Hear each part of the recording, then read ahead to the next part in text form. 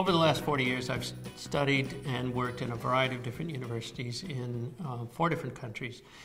It's an incredibly rewarding experience. It gives me a perspective on my subject matter and on the world, which I would not have had if I didn't do that.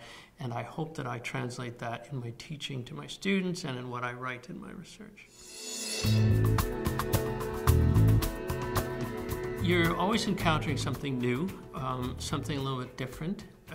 It's something that I hope, keeps you fresh. It means that you have to stay on your toes academically. You can't fall back on sort of patterns or habits almost that are easy to develop in an environment where you are most of the time. And when I go back, I hope that my students see this as a major benefit. Here's someone with a different experience than the average faculty person. Not necessarily better or worse, but different, and that I try and translate that into my teaching. I mean, I've talked to many academics at home who have been able to take advantage of similar opportunities, not necessarily to Ireland, but around the world. They always come back completely energized, charged up, because it is a real give and take. You are exchanging. It's not just that you're in the other country taking from them. When you have a time-limited research experience in another country, people gradually get used to the fact that you're around, and then they start asking you, can you do this, can you do that? And so you find that you're giving, you hope, as much as you're getting back. Having a spouse that you can travel with is critical. It means that, in my case, you have to have 2 things about that relationship. One is the spouse has to be interested in going to a new place with you, not necessarily for the same reasons, but is willing to go. And then secondly, is able to carve out, in this case, for herself, a role that she can play, which is independent of you, because we're not a team of researchers. She has her own life and her own interests. And so that creates some challenges, but it also creates some amazing opportunities. And in my case, my wife has been able to do that, and it actually gets easier each time. The idea of moving for a mobile researcher to move with family, including children, is a big thing. It takes a lot of planning. You want to make sure that they can get into a school or schools that are appropriate for their level, because the entire world doesn't operate on the same at what age are you and what level of school and things like that.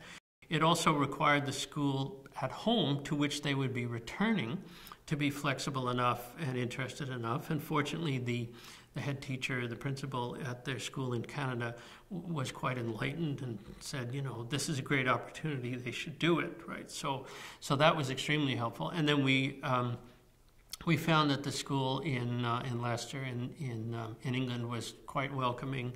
They'd never seen Canadian students before, so the kids were celebrities.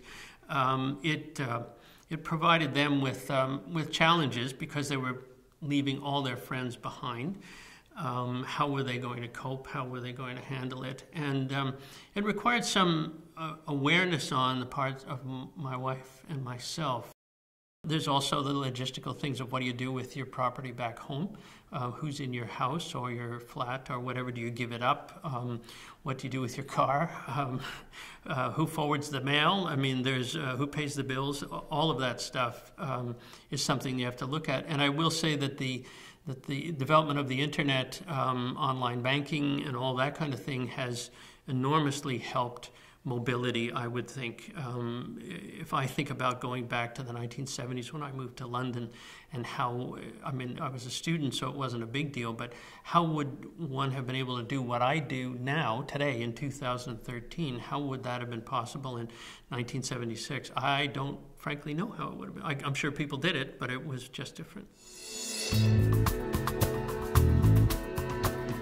The biggest logistical difficulty has always been getting the visa formalities dealt with. They're not insurmountable, and I've always been able to do it, but they do take perseverance, and you have to be prepared to wait. The bureaucracies that you're dealing with work on their own time schedule, not yours. And I would advise anyone, never leave it to the last minute. It's one of the first things when you decide you're going to do this and you've got an invitation from a host institution in another country. Once that's sorted out, start immediately on visas. Just start right away. The most difficult time really was coming to Ireland. And it was not because people didn't want me to come or anything like that. It was just the level of bureaucracy and the lack of clarity on what route to follow when was a significant obstacle. The Euraxis people were extremely helpful, and I suspect, I don't know if I would be here in Dublin today if I hadn't had contact with them, because I was really not sure where else I was going to go. It's interesting that when we went to the UK in 06, 07, there was online things you could do, right? There appears to be virtually nothing, or there was a year ago with the INIS. There was nothing online, and I was told that don't even phone, you have to use snail mail. You have to use the post, which is fair enough, I guess, but that's not how most of the world works anymore. It's certainly not how universities work. I know Canadians don't like to be compared to other countries or to the Americans in particular, and so the Irish may not like being compared to the UK or to other countries, but the UK has an immigration status called academic visitor. If Ireland could follow something similar like that, have a category for academic visitors, these are people who want to come, who want to research in Ireland, who are contributing to the Irish economy because they're bringing in currency, presumably from somewhere else, and they're bringing in all their friends and relatives who come to visit. Have a category, work it out with the universities. There's not a lot of universities in Ireland. Use the IUA. They seem to be experts on this. Just do that. If I could wave a magic wand, I would say there was an academic visitor category, and maybe there is by now, I don't know. But if there was one back in February of 2012, nobody seemed to find it. There is a danger, without a doubt, that as you get into the senior ranks, you're not looking for challenges the way you are when you're younger for a whole bunch of reasons that are related to career. You've established yourself, you've established your reputation, and you may not feel that you have to do much more. I think that's a mistake if that's what you start to think, because there's always challenges that you should go out there. And as I've said before, you're looking for fresh perspectives. And if you don't look for those, you're not going to find them. And one way to find them is to be a mobile researcher. And so if you're willing to travel and willing to do that, then it's good. And I really think that this kind of travel, even at the senior level, kind of shakes up your worldview a bit, tells you that all the world isn't operating the way you think it is or the way you think it should be. And so go back out there and see how it's working. And it'll pay you back. It's worth it.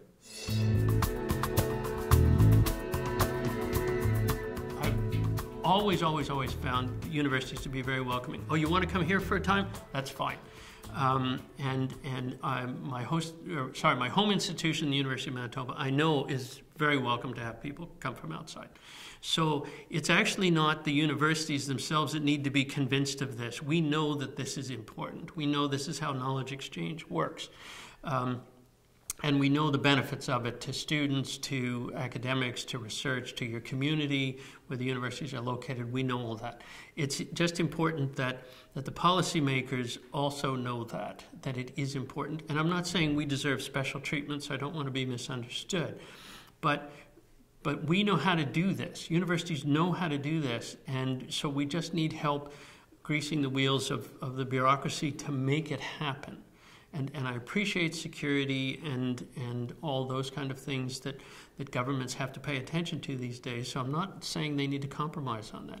But understand that universities know how to do it, and just help us to do it.